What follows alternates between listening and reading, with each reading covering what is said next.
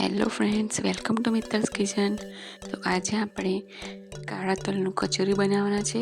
જે ગુણોથી ભરપૂર એવા કાળા તલ જે હોય છે એ આપણે શિયાળામાં એકવાર તો જરૂર ખાવા જોઈએ. તો ચાલો આપણે એની રેસીપી જોઈશું. આ એક બાઉલ જેટલા હું કાળા તલ લઈ લીધા છે, જેને આપણે પહેલેથી જ સાફ કરીને શેકી લીધા હતા. એમ જ કોરા શેકવાના છે. શેકાઈને ઠંડા થઈ જાય પછી આપણે એક મિક્સર જારમાં લઈ લેવાના છે.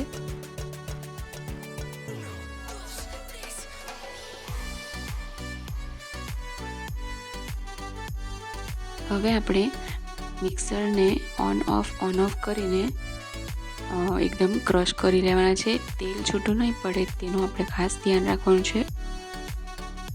જુઓ, આવી રીતનું ટેક્સચર આવે તલનું, ત્યાં સુધી આપણે એને ઓન ઓફ કરીને ગ્રાઇન્ડ કરી લેવાના છે. હવે એક મોટો વાડકો લઈ લેવાનો છે. એની અંદર આપણે તલ એડ કરી લીધા છે.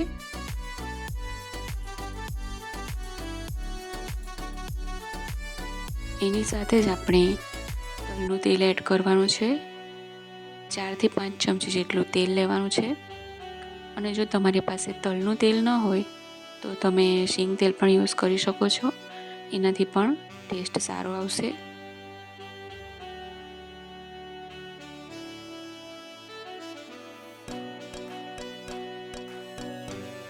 હવે આપણે આ કાળી ખજૂર લીધી છે, એકદમ સોફ્ટ આવે છે, એ લેવાની છે, એક નાની વાડકી જેટલી.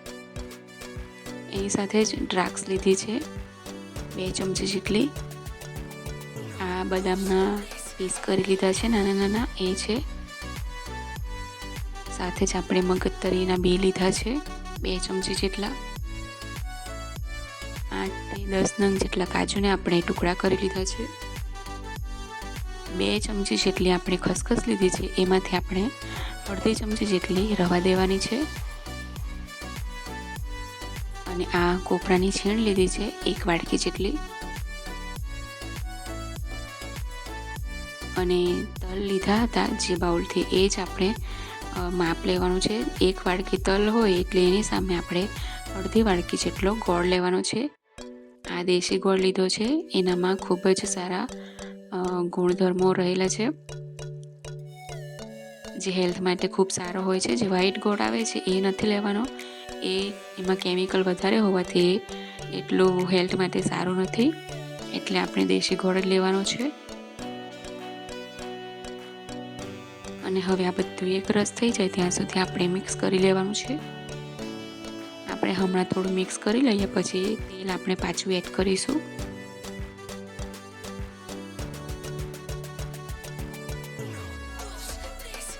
આપણા હાથની ગરમીથી જ આમાં જે આપણે ગોળ એડ કર્યો છે એ બધો પીગળી જશે.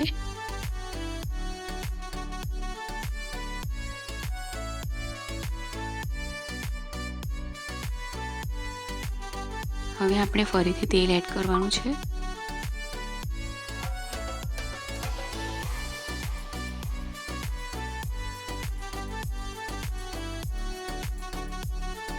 પહેલાં આપણે 5 ચમચી લીધું અને હમણાં આપણે 3 ચમચી જેટલું લીધું છે.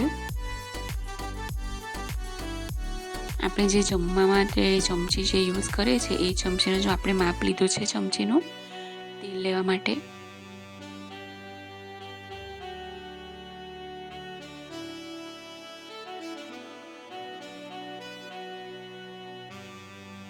તો હવે ગોળ પીગળી ગયો છે અને ખૂબ જ સરસ એવું બાઇન્ડિંગ આવી ગયું છે.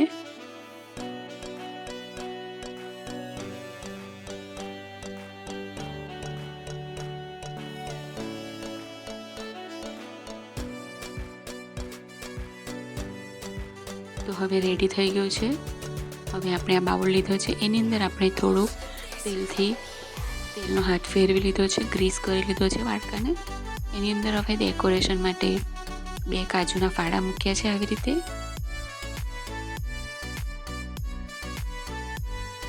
અને સાથે જ આપણે ખસખસ જે રાખી હતી એ આપણે ભભરાવી લેવાની છે.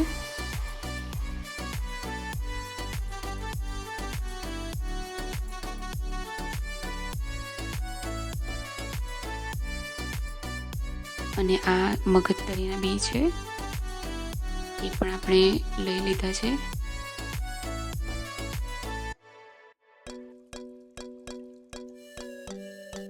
અને હવે આ છે કોપરાની છીણ, એ પણ આપણે લઈ લઈશું.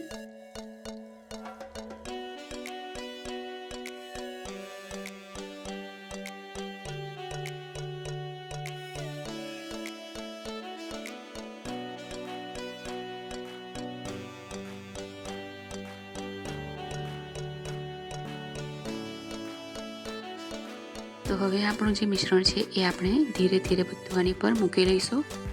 બાઉલમાં ભરી લેવાનું છે.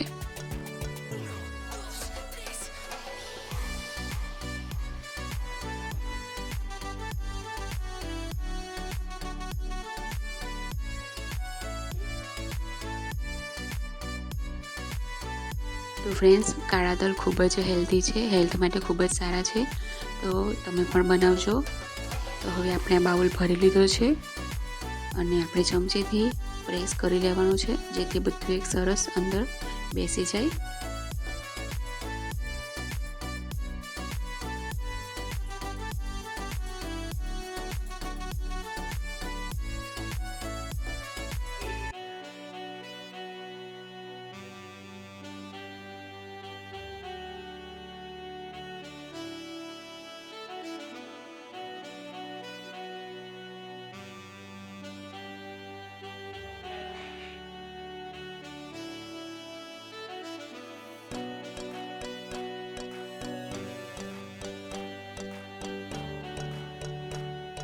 તો હવે બરાબર પ્રેસ થઈ ગયું છે.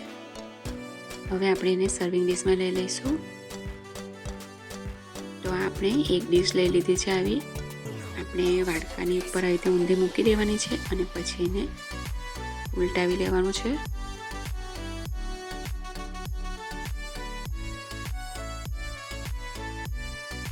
તો છે ને ખૂબ જ સરસ ફ્રેન્ડ્સ, ટેસ્ટમાં પણ એટલું સરસ છે, તો તમે પણ જરૂરથી બનાવજો. અને શિયાળામાં એકવાર તો આપણે જરૂરથી ખાવું જોઈએ. આયર્ન અને કેલ્શિયમથી ભરપૂર એવું કાળા તલનું કચોરિયું રેડી છે. હવે